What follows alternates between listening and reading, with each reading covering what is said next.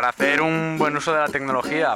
Como con casi todo, con moderación. Siempre llevando un control, ¿no? Sin obsesionarse ni nada. Que está bien tener el WhatsApp y el Facebook y entrar y eso y hablar, pero intentar no abusar. Creo que es importante el usar la tecnología porque existe, pero también cada persona necesita vivir en la vida real. Pues no lo sé, porque como yo hago un mal uso. Tal vez limitar el uso o, por ejemplo, que se pongan unos horarios o que no hablen con gente que no han tenido ocasión de conocerlas en persona. Un consejo que me daría a mí mismo, vender mi móvil.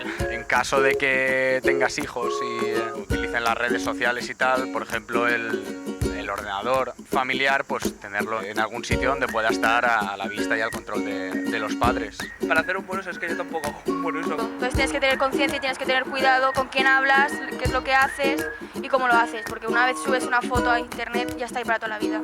Entiendo que la única manera de prevención es la de siempre, es una buena educación y formación de las personas a fin de que puedan valorar en todo momento lo que quieren hacer con su propia imagen. El uso masivo de esto es cuando ya se vuelve contraproducente, porque dejas de tener una vida física social y empezar a tener una vida en el ciberuniverso. Lo peor, que casi cualquiera tiene acceso a tu información a través de ahí. El nivel de estrés que te crea o la ansiedad esta de tener que estar mirando constantemente. Malo, porque pueden pasar muchísimas cosas y en especial a los niños. Parece que no puedes vivir sin ello. El que hoy en día no tiene WhatsApp parece que está incomunicado, el que no tiene Facebook parece que no tiene amigos y el que no tiene Twitter parece que no puede expresar su opinión.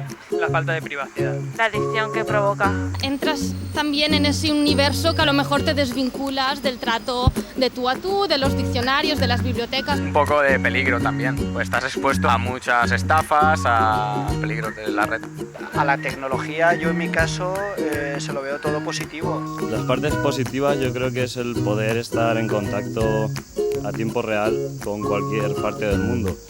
Evitas colas, evitas muchas cosas con la tecnología. Es la vía más rápida de información. Se va avanzando. Para hacer trabajos y estar en la universidad y eso también viene muy bien. Te permite alcanzar una serie de conocimientos o una serie de información que hasta ahora era muy difícil tenerla tan a mano.